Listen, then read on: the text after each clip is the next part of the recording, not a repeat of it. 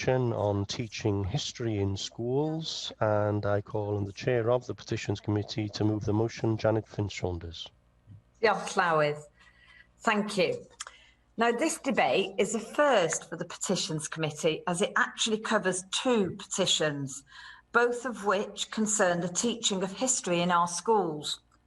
We welcome the opportunity to discuss these petitions together, and we believe that this is a timely debate, given that the new curriculum for Wales is currently being scrutinised and due to be taught from 2022. The petitions we are discussing today both relate to what students learn about the history of Wales and its people. Both have demonstrated strong public support.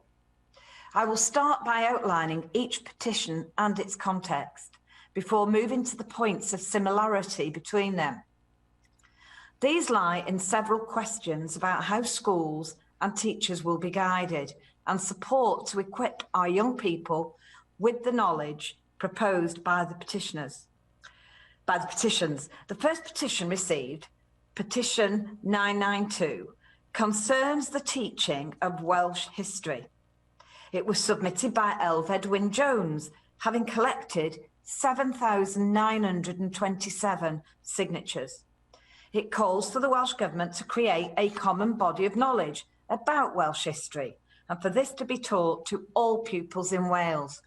It argues that this history and heritage is crucial to an understanding of modern Wales and that key events and subjects in the nation's history should be taught to everyone. The petition references a similar recommendation made by the Culture, Welsh Language and Communications Committee as part of its inquiry into the teaching of Welsh history. That committee noted that taking this approach would allow all pupils to have an understanding of how their country has been shaped by local and national events within the context of Welsh, British and international histories. That recommendation was rejected by the Welsh Government on the basis that the new curriculum is purpose-led and intentionally moves away from specifying lists of topics and content to be taught. Instead, as the Minister has outlined on other occasions, the new curriculum seeks to give teachers and schools the freedom to take their own decisions about what is taught within a broad national framework. Now, if I may digress slightly, this tension between the vision for the new curriculum and calls for specific subjects and issues to be taught as part of it has been a regular feature of Petitions Committee meetings over the past few years. It is a genuine tension and it illuminates the crucial importance of getting the guidance and the resources that will accompany the curriculum right. That issue is at the heart of both of these petitions. To outline the argument made by this petition further, the petitioner asks, how can we understand the society in which we live if we cannot understand what has happened in our past? He argues that the extent to which pupils are taught about key moments in this history is variable and wants this to be addressed by the new curriculum. Central to the petition is a call for core historical content to be established and for resources to be developed to support schools and teachers to deliver consistent teaching, a point I will return to later on. I will leave it to the Minister to outline the way in which she has responded to these arguments. However, I will mention that the Petitions Committee has considered written evidence from Estyn, which is currently conducting a review of the teaching of Welsh history in schools. This seeking examples of best practice and may end up making its own suggestions. The work, of course, has been badly affected by the pandemic and is now not likely to report until summer 2021. I will now move on to the other petition in this debate, which is also the 1,000th petition to be considered by the Petitions Committee, certainly a significant landmark for our processes. It is also one of the largest petitions we have received, having gathered and I did say one of the largest petitions we've received, having gathered 34,736 signatures after it was submitted by Hanharad Owen in June of this year. The petition was submitted following the killing of George Floyd by a police officer in the USA and the protests that followed across the world, many of course linked to the Black Lives Matter movement. The petition is one of the fastest growing petitions to the Senedd, reflecting the importance of the issues it raises and the pressing need for us to do more to tackle racism in our society. In Britain, many of the protests that followed George Floyd's death focused on the legacy of colonialism and slavery. This petition calls for that history and specifically the part that Wales played in it to be represented in the curriculum. The petition argues that the British Empire has sometimes been glamorised, whilst the global impact of colonialism has also been downplayed, with a direct impact upon the lives of Black and minority ethnic people in Wales today. Where this petition is focused is on ensuring that sufficient coverage is given to teaching about the legacy of these aspects of our history in our schools, including the role Wales played and the impact on Black and minority ethnic people in Wales. The petitioner has acknowledged that teaching these issues can be daunting for teachers. It can be a highly charged subject with a direct personal relevance to the experiences and perspectives of individuals as well as to current world events. Therefore, the petition argues that additional resources and support are required to equip teachers with the information and confidence to address these subjects appropriately with their students. Responding to the petition, the Minister has referred to a working group established to consider Black and minority ethnic histories as part of the story of Wales under the chairing of Professor Charlotte Williams. I will leave it to the Minister to explain more about this work, which has the potential to lead to some of the change sought by this petition, but I want to note our support for it at the outset. In concluding my opening remarks, it is important to acknowledge that the histories raised by these two petitions are both equally part of the story of Wales and its people. A full teaching of our history, good and bad, and what it means for today's Wales must seek to speak to everyone and to develop in our young people a rounded and nuanced view of what came before them. That is no small challenge. However, this is an opportune moment to hold this discussion, both due to world events and the development of the new curriculum and the resources which will support it. The Petitions Committee acknowledges the flexible approach at the heart of that curriculum's design. The challenge, of course, for the Minister and everyone involved in its development is to ensure that people can have confidence that pupils will be provided with key information about the forces that have shaped today's Wales, and that our teachers and students will have the resources and training to support them in this. I very much look forward to hearing the contributions of other members during the rest of this debate. Diolch yn fawr. Thank you. Susie Davis. Diolch yn fawr, Llywydd. Can I just say well done to all the people who signed both of these petitions. My group will not only be noting these today, but supporting what the petitioners are asking for. Petitions themselves are part of our history, and in particular, they were encouraged by that great Clyde favourite, Edward I. Monarchs and governments had for decades been routinely dismissing prayers for aid or justice made by the aggrieved, and it was Edward who encouraged them to bring forward their business directly to Parliament to influence the government and the king. And whether that's about being a good king to his people or simply a PR stunt to improve his reputation, Who knows? But the decision was the beginning of an evolution of the concept of Parliament into a place where the voice of people, all people, is heard and respected. I'd just like to pick out an issue from each of the petitions. And the first is, from the first petition, what's in and what's out? What goes into this?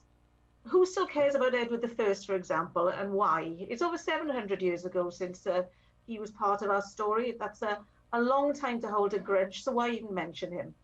And if the compulsory teaching of Welsh history means that our children only ever hear of him as the villain who battered Wales and sneaked a changeling into the role of Prince of Wales, then they're going to get shortchanged anyway.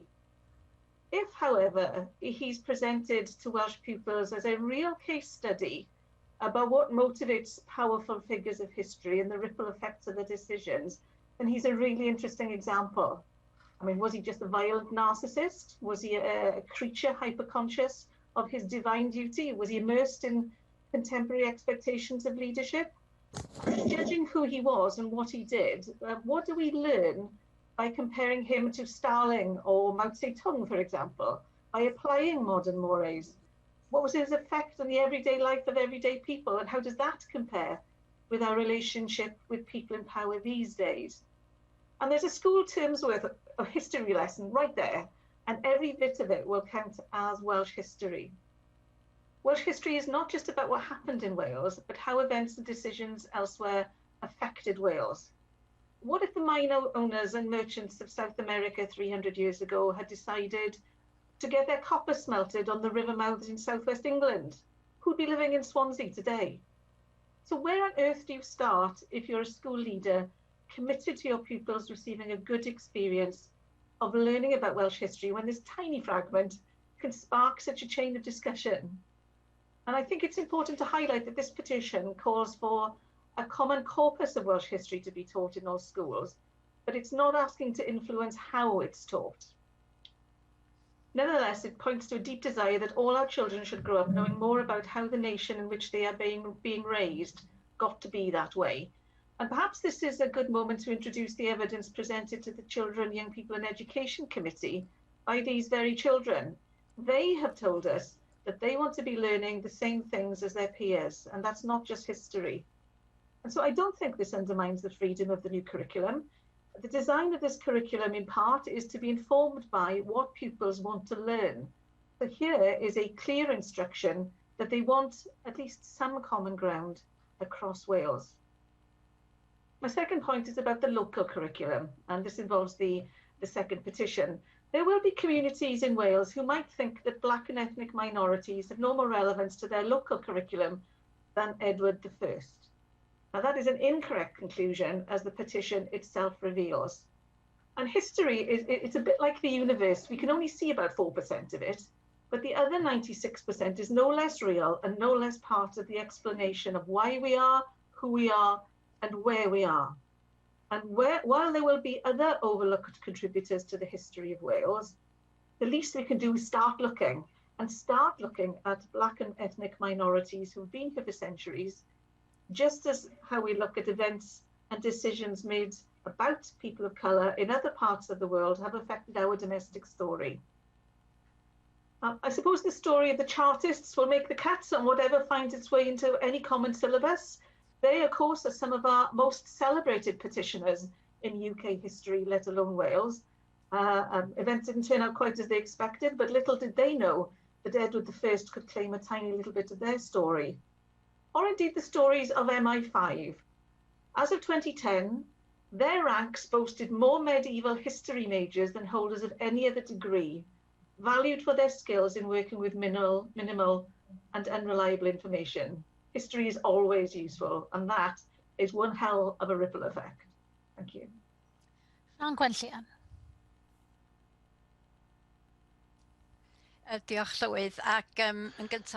you, Llywydd, and first of all, I would like to thank the Petitions Committee for bringing both petitions to the attention of the Senedd, and thank you for bringing them together in a single debate, which is the right and appropriate thing to do. And I'd like to thank to those people who arranged both petitions, Elfed Wyn-Jones and Angharad Owen, who worked so hard to gather so many signatures. I know that Elfed Wyn-Jones had intended to walk from the farm where he lives in Meirionydd to the Senedd in Cardiff to present the petition and had hoped to attend the debate, but of course because of restrictions that wasn't possible.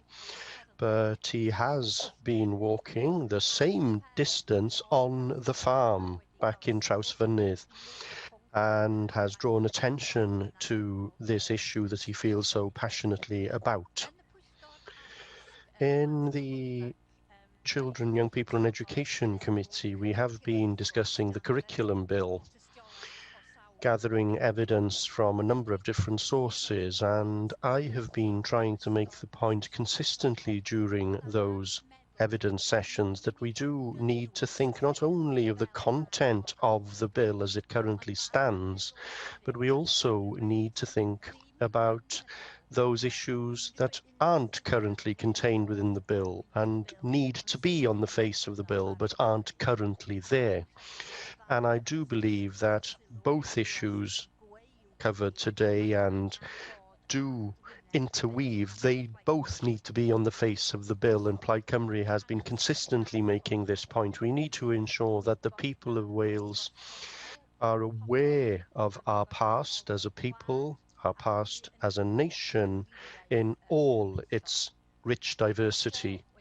The lockdown has highlighted the importance of our national identity, and it has also highlighted the need to give particular and urgent attention to deal with race inequality. We need major structural change. And just as we need to provide education on healthy relationship on a cross-curricular basis in order to create societal change and in order to generate that change in the relationship between men and women, we also need to highlight the importance of the diversity of Wales to be cross-curricular, which deserves the same consistency and status as healthy relationship and sex education. And the only way to do that is to actually upgrade these issues to be on the face of the bill and to include it as a mandatory element in all schools in order to secure consistency for all pupils. Having said that, I am highly aware that there are a number of significant challenges related to this, and I don't want to downplay those challenges, and I think it's important that we do discuss those. Elfed Wyn-Jones's petition calls on the Welsh Government to create a common body of knowledge on Welsh history. Now, I would challenge Elfed here. Who would decide what the content of that common body of knowledge will be? I do agree that we need a common body of knowledge, but we also need to recognize that we would need very thorough work from our historians and some discussion before we actually reach that point. The second petition calls for it to be made mandatory for the history of BAME communities and people of colour history to be taught in the Welsh curriculum. But I agree, of course, but I also challenge Angharad. Isn't slavery and colonialism just one aspect of BAME history? And in focusing on these aspects, aren't we at risk of forgetting the rich contributions made by black communities in Wales and ethnic minority communities in Wales to the history of Wales in all its diversity?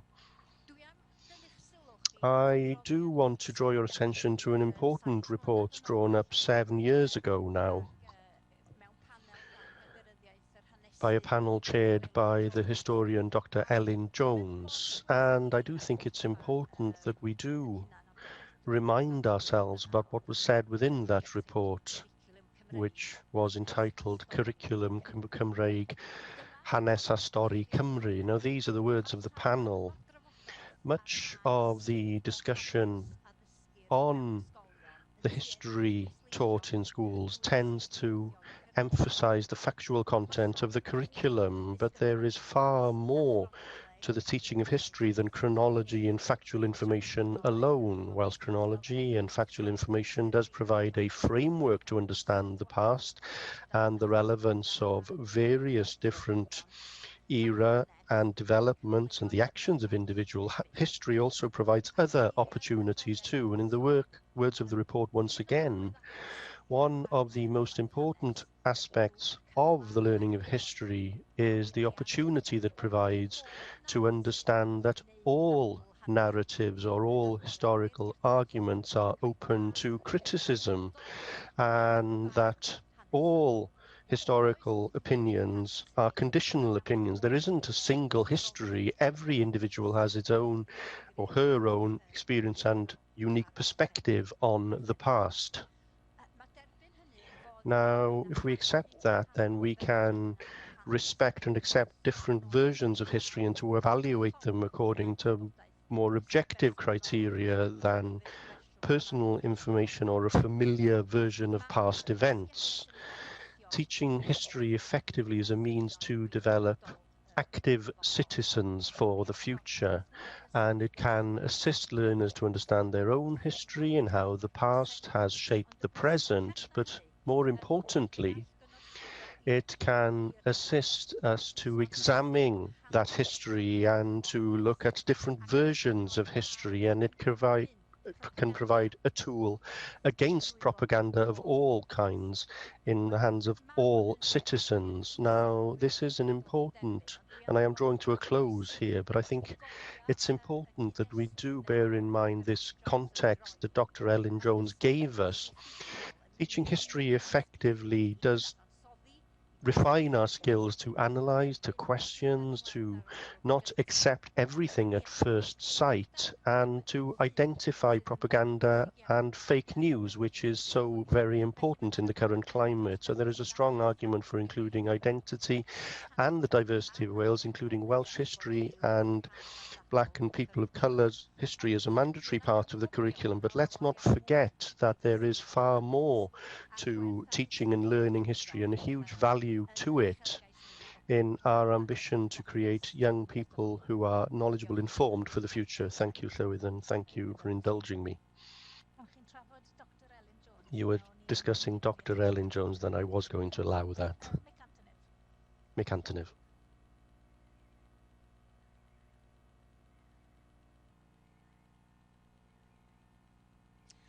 You need to be unmuted. Hold on just 1 second.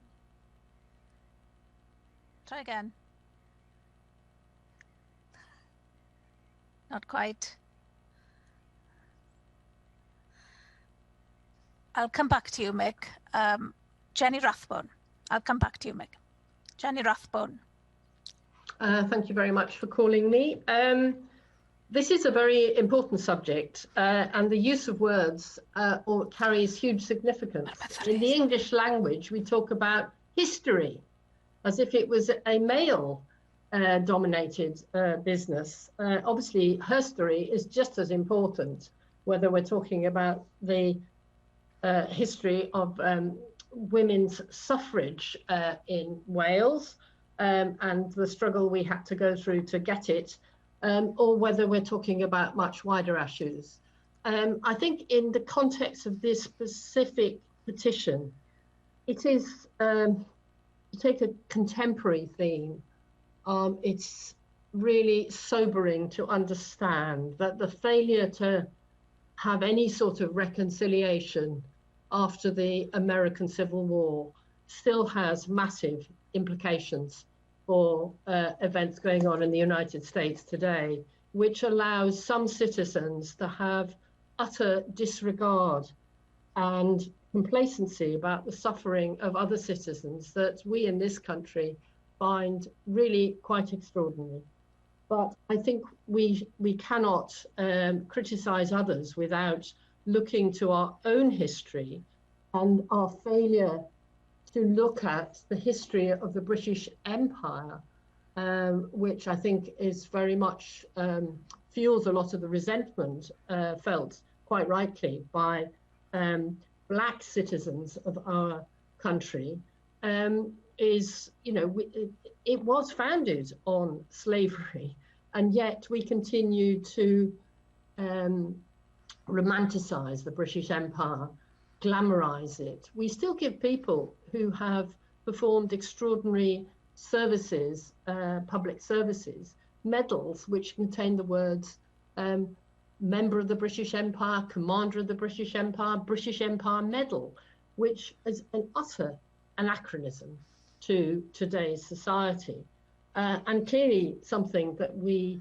have to address. It's equally inappropriate that on Remembrance Sunday we sing "Send Her Victorious, Happy and Glorious" about our monarch as the national anthem of the UK, particularly on Remembrance Sunday when we are commemorating the horrors of war.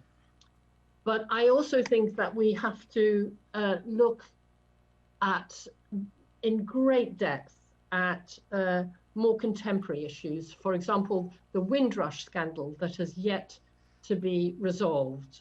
People who were refused work, to be allowed work, refused benefits, and in the worst cases were deported from this country, have still to receive compensation, and many of them are now dying.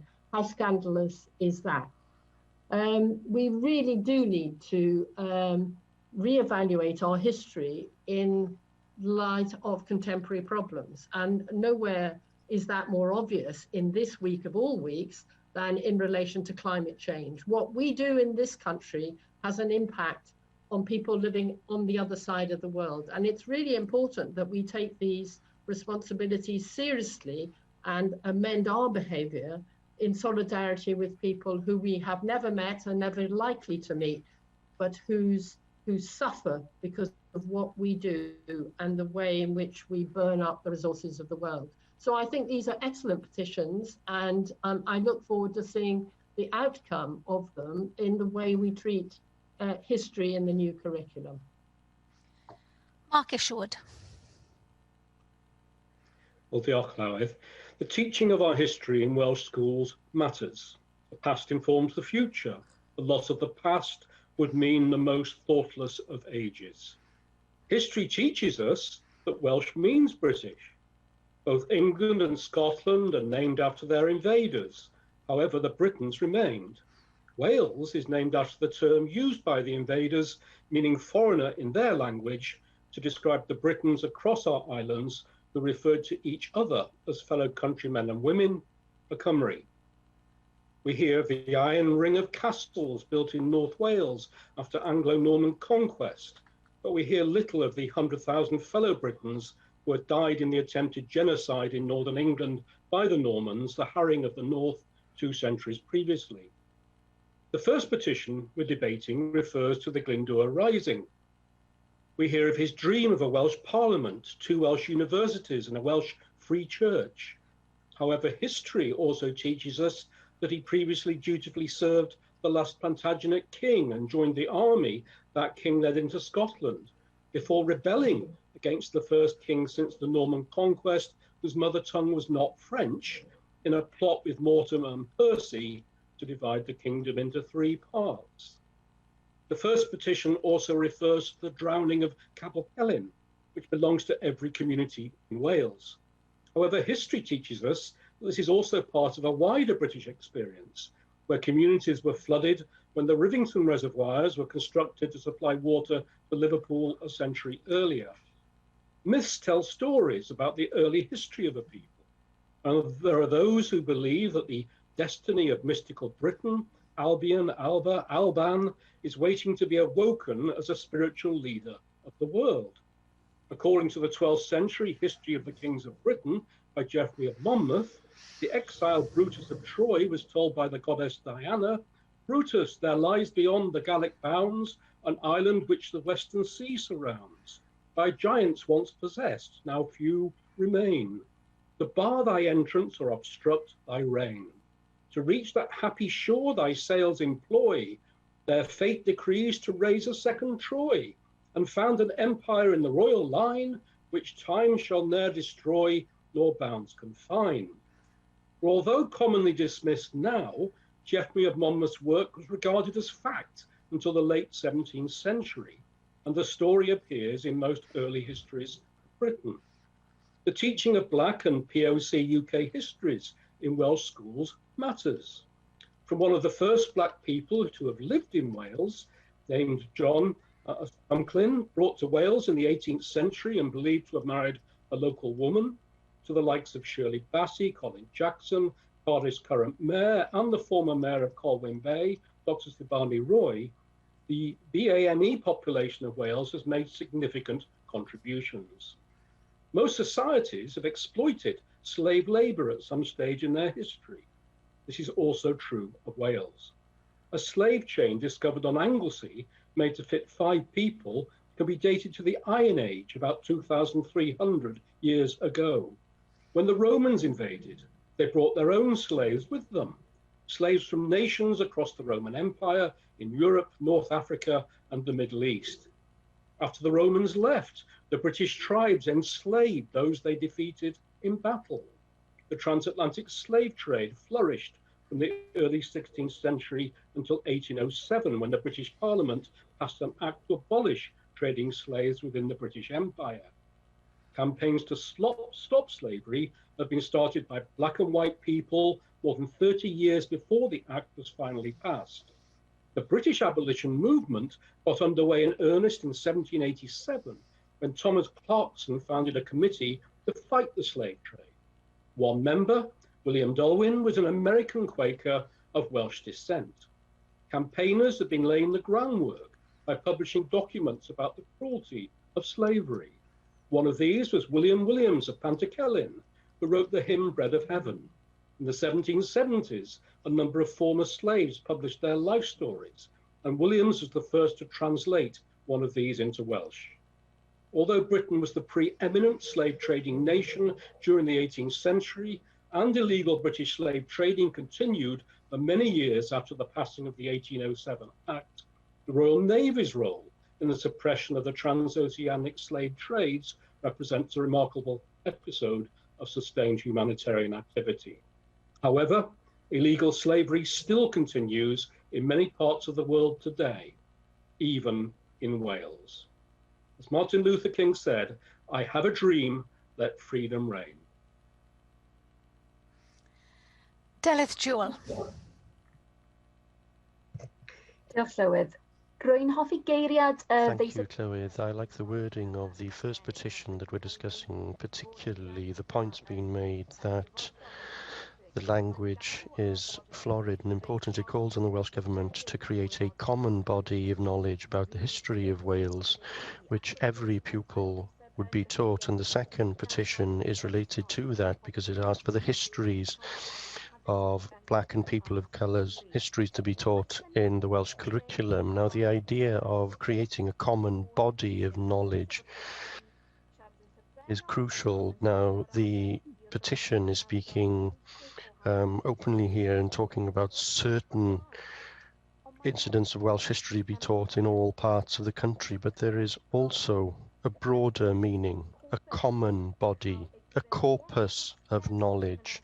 Yes, a diversity of sources and events, but the issues that have formed the corpus of the nation and formed the population, a common body, the identity of the nation, the population's awareness, because neither petition talks about the need to teach children about the history of others. No, it's learning about the history of the people of Wales, people from all sorts of different backgrounds, which are all part of that common corpus, identity with diverse layers where each and every one of them forms a whole.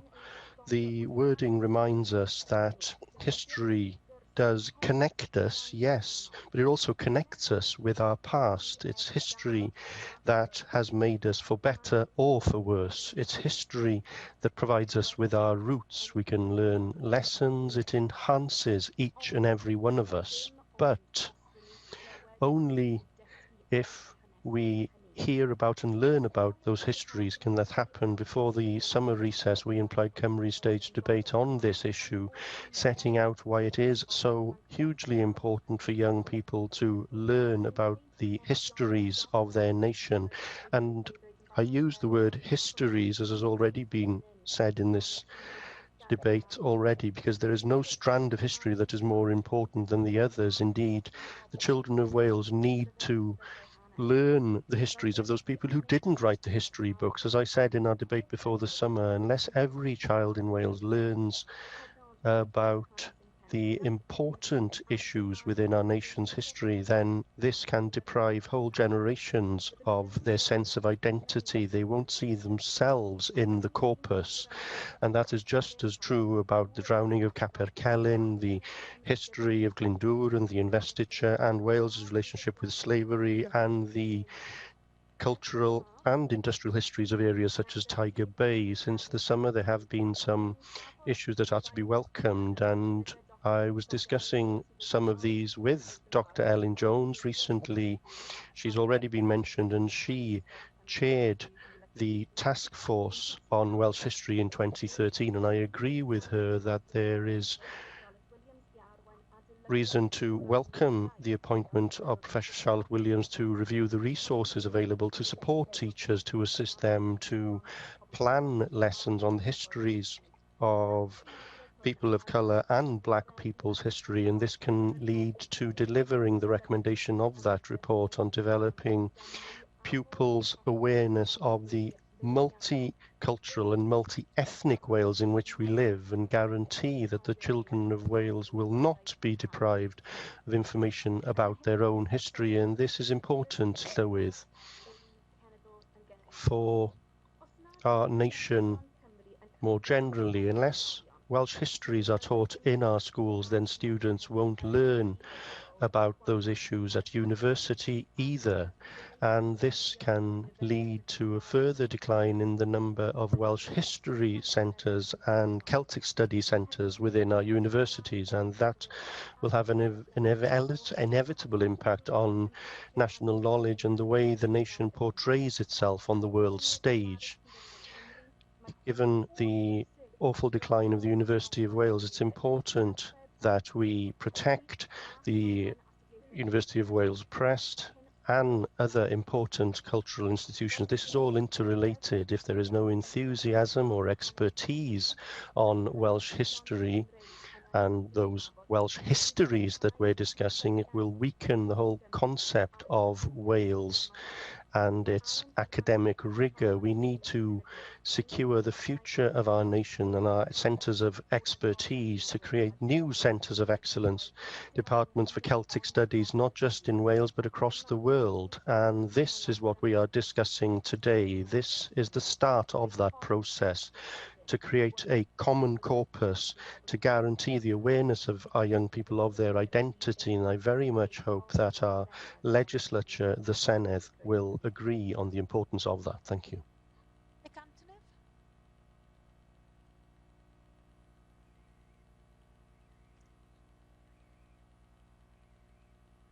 I think we're still struggling to hear you, Mick. You may need to use the sound control on your own headset. You're almost there. How's that now? Oh, excellent. We can hear you now. Carry on. There we are. Well, firstly, thank you, Chloe. And I was going to say when I started earlier that there'll be some excellent contributions. I was particularly impressed with the contribution of Sian Gwenllian, because I thought she set out not only the sort of philosophy around the teaching of history, but also the considerable challenges that exist. I chaired the committee that looked at the votes for 16 legislation. Of course, we looked closely at the issue of civic education. And I think the teaching of history and the curriculum of civic education actually go hand in hand, because history is essentially pure politics, civic, and I say it with a small p, an understanding of what's happened within our society and its engagement. Now, one of the concerns I really have is the lack of materials on many of the historic events and individuals in our communities at a local level. And for me, history is not about the teaching of kings and queens, particularly even Welsh princes. It's really about communities. It's also history of working people and working people's communities. So in the time I have, I'm just going to go through some of the people I think that really are deserving in our history curriculum of being mentioned in, certainly in the communities I represent, that ought to be where there ought to be materials and they ought to be incorporated. And when I go around schools, I find very little information about any of these people, even though they were such significant Welsh figures. Dr. William Price of Llantrysant, a chartist who dealt with occupational health, who did the first modern cremation, very significant political consequences. Arthur Horner, president of South Wales Miners, 1946 president of the NUM, major figure in the nationalisation of the coal industry, had such significance. A.J. Cook, there's a plaque to him in just outside my constituency in the Tmau Lewis Merthyr Colliery. He was the General Secretary of the Miners' Federation of Great Britain, but very little taught about this significant figure. What about the history of devolution going back from the 20s, perhaps even earlier, but also to Kilbrandon and so on? The history of the Miners' Federation. How can you talk about modern South Wales history without talking about the development of the South Wales Miners' Fed?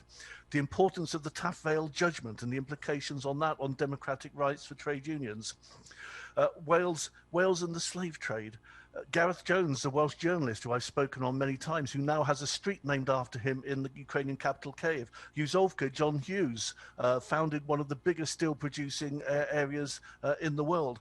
The 1926 general strike, how we don't talk about the impact of that on the communities of South Wales. And we remember the poem by Idris Davies, 1926, how we'd remember it till our blood runs dry. Well, I think many of our schools and our history curriculum has forgotten about it. Robert Owen, the founder of the cooperative and trade union movement in many parts of Wales and in Britain. 1985 miners' strike so impacted. And Evan James, who wrote the Welsh national anthem, who came from Pontypridd. These are just some of the people. There should be materials. They should form part of a broader corpus of the history that has affected and formed the communities that we represent. And for me, that is the important part, the history of working people and working class communities. Thank you. Neil Hamilton. Diolch, and it's a great pleasure to take part in this debate, chaired by a distinguished historian herself. For me, history is a living thing. The continuum in which we live is a vitally important part of my imagination, and I'm constantly reflecting about the events of today in their historical context. And therefore, the teaching of history is vitally important. As Mick Antolik said a minute ago, history is dead politics, but actually history is a living thing, and the politics of previous generations is also a living thing today. We see this in the debate, which has arisen as a result of the Black Lives Matter protests and what's been said about slavery and the role of the British Empire and all that. So it's vitally important that when history is taught, it is taught in an objective way, or as objective a way as is possible. I strongly support the petition on a common corpus of knowledge of the history of Wales. I studied Welsh history in school, and history then was taught perhaps in a rather different way from the way it's taught now. But I think it is very important for people to learn about their place in the history of their nation. You can't, I think, understand the events of today without having some real understanding of how we got where we are. And as the French philosopher Alexis de Tocqueville said, if the past ceases to throw its light upon the future, then the mind of man wanders in obscurity. And I think that is a basic truism. But the teaching of history is itself in some ways a political act, or could be a political act, and we have to be careful, therefore, not to allow history to be used as a weapon of political propaganda, even though that might be subconscious. And I think the motion, the second petition on the British Empire displays a lack of understanding in its fullest sense of the role that the British Empire played. And it's vitally important, therefore, that we teach both sides of historical controversies. And history is a checkerboard. It's got black and white squares on it, and to have a full understanding of what happened in the past, we have to revive the controversies which I think surrounded the events and movements which we are teaching about. The British Empire was in many, many ways a force for good, and the role that Britain played, as Mark Isherwood said, in the suppression of the slave trade is a vitally important part of 19th century history. I think what the petition says that Britain, including Wales, benefited from colonialism and slavery for centuries, overstates the economic importance of slavery. It was actually marginal in the economic development of the United Kingdom. And of course, most of the British Empire never had slavery at all. Canada, Australia, New Zealand, India, great tracts of the world.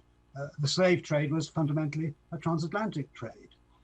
And slavery, of course, has been endemic in all civilizations up to the modern day, all around the world. So the idea that the British Empire came in and enslaved people who were otherwise living in sort of free democratic countries is, of course, preposterous. So we have to see the events of the past in the context of their own time. We have to understand the minds of the people who were making history at that time against the context of those days. And therefore, many individuals who were regarded as great men in their days, we now regard as flawed in many respects. But we need to teach the good with the bad and the bad with the good. So that's vitally important as well. But I mean, Britain, through its empire, which of course covered a quarter of the globe at its zenith in the 1920s, introduced to those countries the rule of law, incorrupt administration. It gave these countries the English language. India was unified as a result of its incorporation into the empire. Modern India would look very different in geopolitical terms from what it does today had it not been for the British Empire.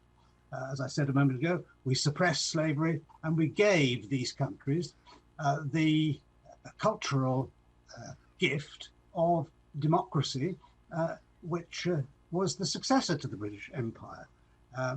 And also we promoted the economic development of large parts of the world, which supplies the wealth, which of course the populations enjoy today. So there are lots of good things that Britain was responsible for. Slavery was a stain, obviously, but we played an honourable part in its suppression. Black history is important, but I think we have to keep it in its context and into proportion as well, because mass immigration into this country, of course, is a very, very recent phenomenon. And even today, the 2011 census tells us that Wales had a population that was 96% white, 2.3% of Asian origin, 0.6% black. So yes, of course, everybody, whatever race or ethnic makeup they are, want to know the history of their own people, their own forebears. And I think that's an important and necessary part of any history curriculum. But I don't believe that it should dominate everything. We need to teach the history of Wales, we need to teach the history of Britain, and we need to teach the place of Wales and Britain in the world. And if we do that in a constructive, objective way, but encourage people to understand that history is not a fact, because ultimately all history is myth, in a sense. We are constantly reinterpreting the events of the past. What we need to teach people is that history itself is a problem which probably there is no hard and fast solution to, but it teaches you how to analyze events, motivations, and to understand that history is actually what is written by historians, but it isn't necessarily what happened at the time. And before I call Mike Hedges, can I just for the record say that I'm not the Ellen Jones referenced several times during this afternoon's debate. Dr. Ellen Jones is a preeminent historian in Wales, and I'm no doctor at all. Mike Hedges. Very briefly, I think if we're going to teach history of Wales, we need to teach a history of the kingdoms of ancient Wales. They actually mean something to many of us. We seem to have gone backwards. When I did O-level history, we did social and economic history. Now in their GCSEs, they study America, South Africa, and Germany. I think we need to go back. And finally, people need to understand their own area, how it happened, how different places relate. I think if we're going to put a curriculum together or putting some ideas together, we need all those in. Thank you. The Minister, y gweinidog I gyfrannu'r ddadl. The Minister to contribute to the debate, Kirsty Williams.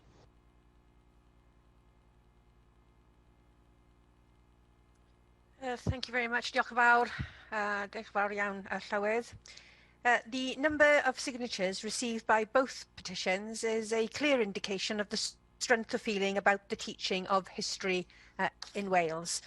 And we have enjoyed many debates in the Senedd on this topic, and today has been no exception, with some very, very thoughtful speeches and contributions. And of course, this debate today is taking place on a very important date in our history, when on the 4th of November 1839, under the leadership of John Frost, we saw the Newport Uprising. So I don't know whether it's coincidence that the Petitions Committee has been able to secure the slot today, but it is the most relevant of days to be discussing this subject once again.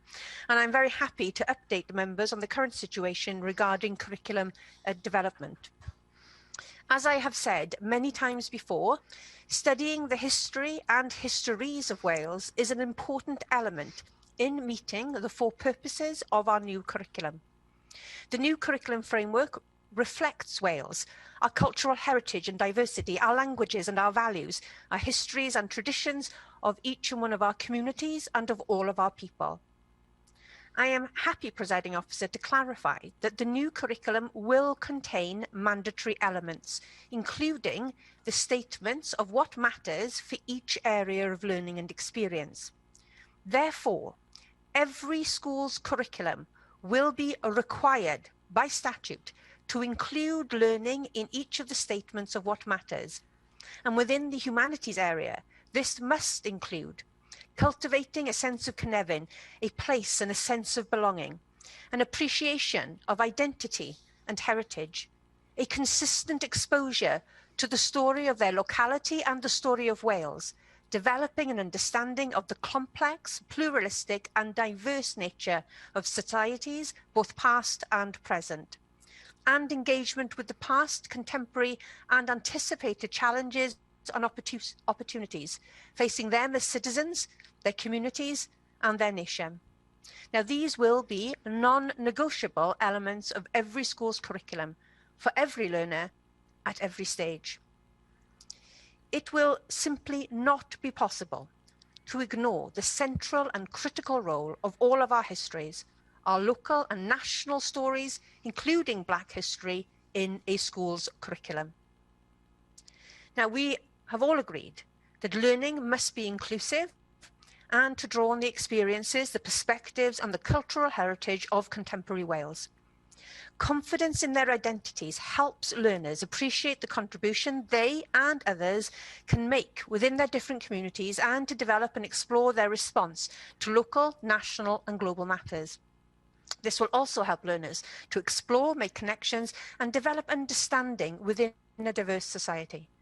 And the curriculum recognises that our society is not a uniform entity, but encompasses a range of values, perspectives, cultures and histories that includes everybody who lives in Wales. And let me be clear, Cynefin is not simply local, but provides a foundation for a national and international citizenship.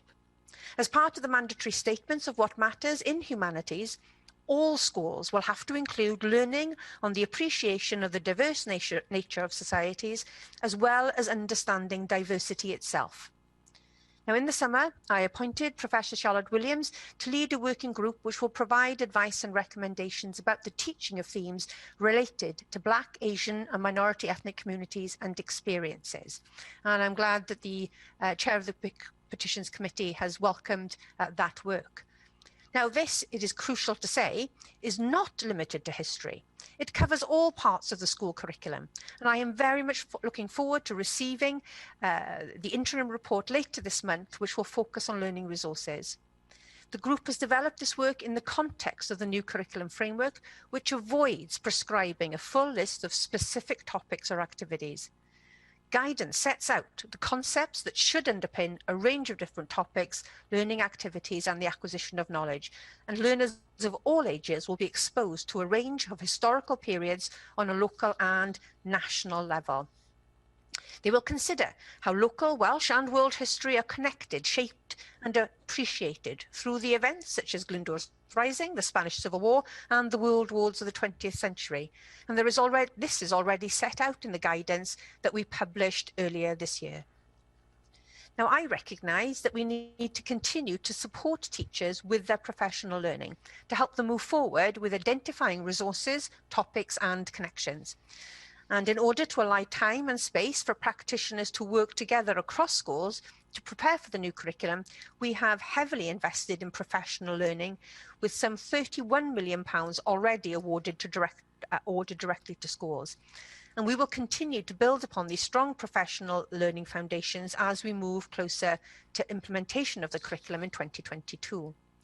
So therefore, I'm confident that the resources, support and guidance being developed will empower schools to deliver meaningful learning about the histories of Wales and its diverse communities in every learning area of learning and experience right across the curriculum.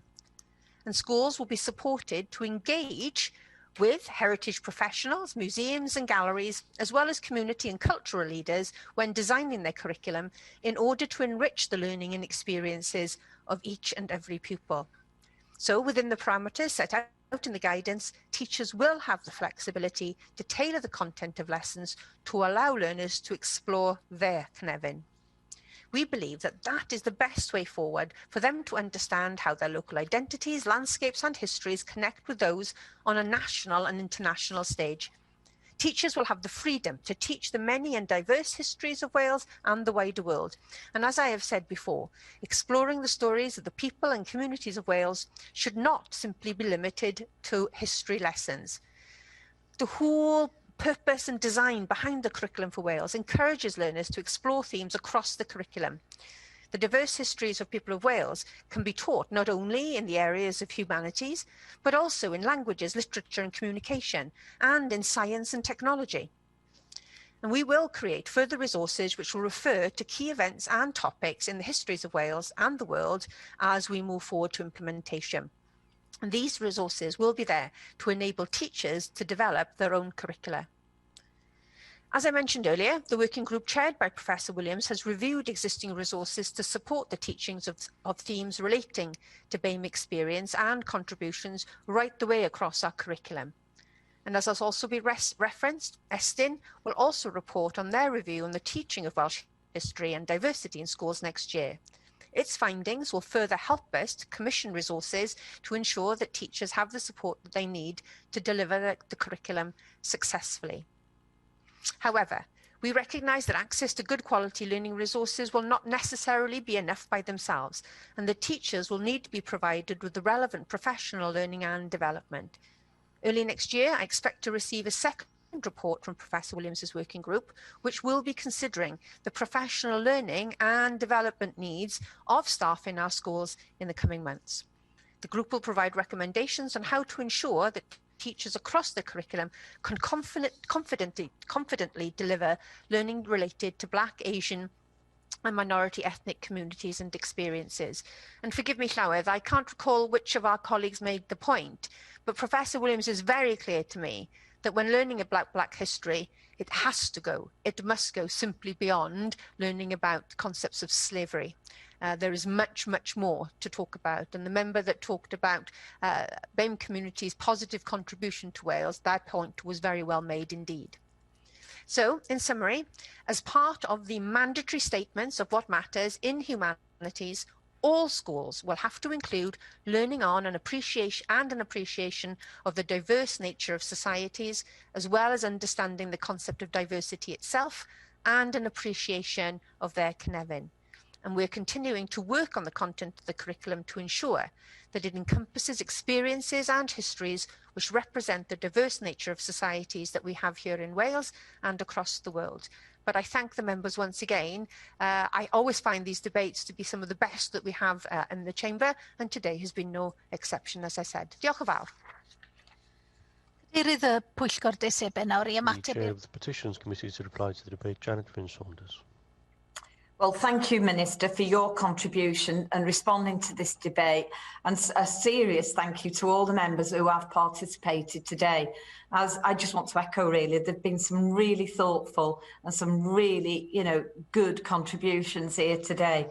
So in concluding, I want to thank both petitioners and everyone who supported those petitions in order to get them to this point. I'd like to thank my colleagues on the Petitions Committee and the committee clerking team. The mere fact that petitions can result in these issues being discussed in our Welsh Parliament, albeit virtually in this case, I believe, actually goes to prove and demonstrates the value of the petitions process. This debate has enabled some very important issues to be raised, and these two petitions in particular will be considered further by our committee. In taking the petitions forward, of course, we will be mindful, of course, of young people. Hang on. Sorry, the scrutiny being given to the curriculum elsewhere and to the young people, who will be greatly affected by any outcomes of these petitions. The work that's underway by the working group and Estin and Professor Charlotte Williams has been also mentioned here today. And really, I think it's been a fantastic debate. And I'm sure that anybody watching who may have started the petitions or signed those petitions, I think will be greatly heartened by the interest that these petitions have attracted today. Thank you, Llywyd. Diolch. Cynnig felly yw I nodi'r disebau. The proposal is to note the petitions. Does any member object? I see that there is an objection. I will therefore defer voting until voting time. And before we move to voting time, we will take a 5-minute break in accordance with Standing Order 34.14D. We will reconvene to hold voting time in 5 minutes.